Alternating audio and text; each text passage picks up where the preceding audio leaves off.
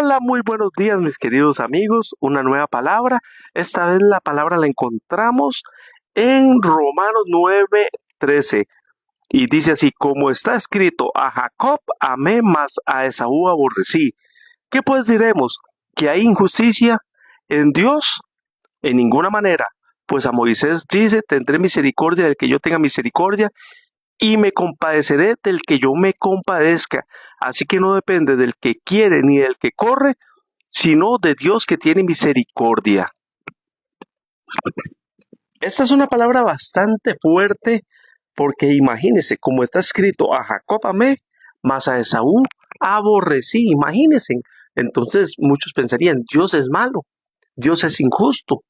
Y no, no es así, porque hay que ir al contexto de esta palabra. Y si vamos a Génesis, encontramos de que Esaú cambió su primogenitura, que tenía un valor muy alto, muy grande, por algo de muchísimo menor valor para satisfacer su carne, cambió su primogenitura por un plato de lentejas.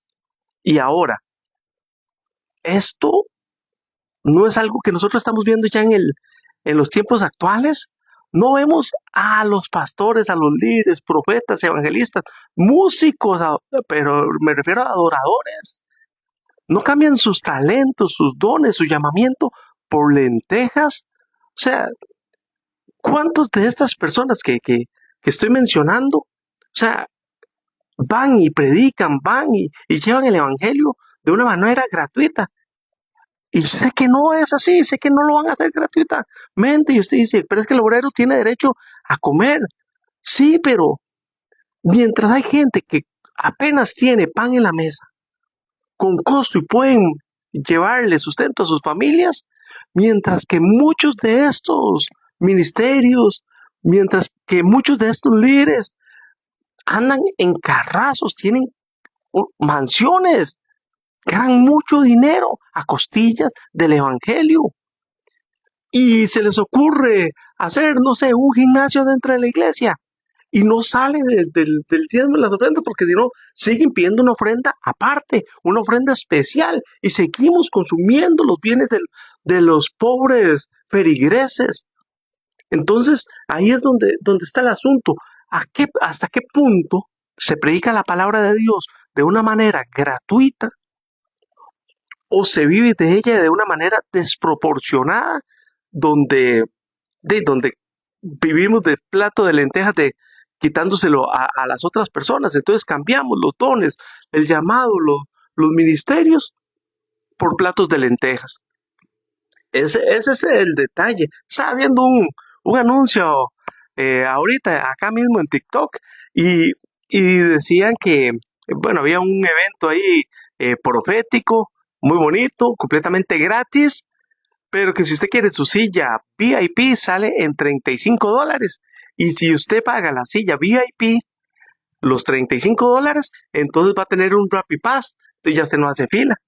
Qué interesante, ¿cierto? O sea, hacemos dinero del evangelio de cualquier manera y como dé lugar. Y es mentira que después se llega a los servicios y no se va a pedir ofrenda. Entonces, siempre hay alguna manera o se busca alguna manera para sacar dinero de una u otra manera. Entonces, es increíble. Yo sé que no son gratis los eventos estos, pero Jesús predicaba en el monte y dice que habían 5,000, 10,000 personas. Y él les predicaba gratis y aún así él buscaba la manera de alimentarlos. Porque si fuiste llamado a predicar la palabra de Dios, Dios también te va a dar los medios, no solamente para sostenerte tú y tu familia, sino que también hasta para que tú puedas proveer a otros. Pablo como tal dice, de mí pueden decir lo que sea, pero no pueden decir que yo estoy viviendo de sus ofrendas, ni estoy pidiéndoles dinero, yo trabajo con mis manos. Y él trabajaba haciendo tiendas de acampar. Entonces, Pablo enseña desde un inicio que hay que trabajar. Y él es un apóstol que sembró iglesias por toda Asia Menor. Y ahora los disque apóstoles supuestamente siembran iglesias, pero lo que hacen es que agarran iglesias que ya están sembradas y van y les dan cobertura.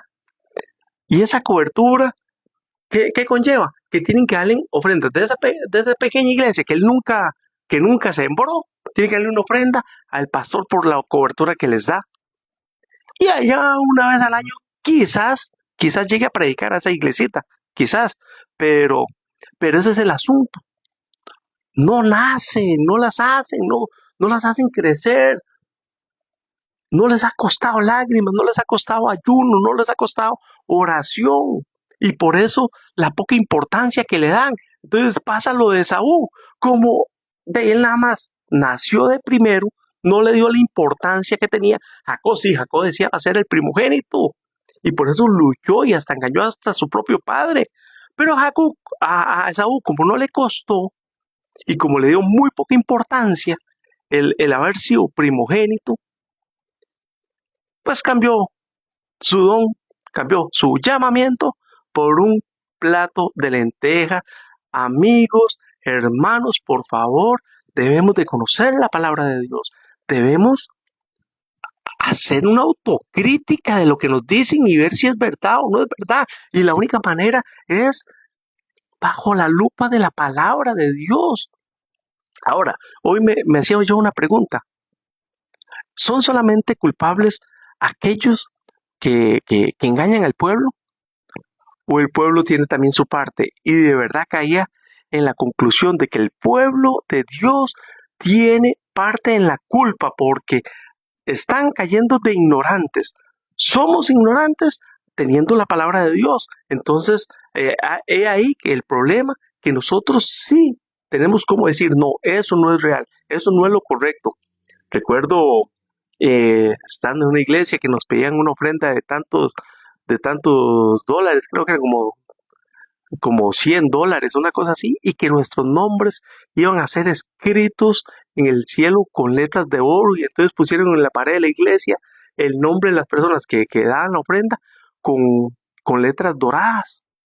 Imagínense en qué clase de engaño en los que vivimos, y el problema es en los que nos dejamos engañar, porque nosotros, si conocemos la palabra de Dios, nos damos cuenta que eso es manipulación y eso es mentira, eso es una porquería lo que se hace con el pueblo de Dios y cómo se les saca el dinero y la platita, cómo se vive la lana de las ovejas. Pero el pueblo que permite eso, por no tener el conocimiento, por no estar bien cementado en la palabra de Dios, entonces también tiene su cuota de responsabilidad y es ahí donde nosotros tenemos que despertar. Como iglesia debemos despertar y empezar a predicar la palabra que como tiene que ser, una palabra real, una palabra genuina, una doctrina sana, una doctrina que sea llevar a las personas a los pies de Cristo, que haya salvación, que haya arrepentimiento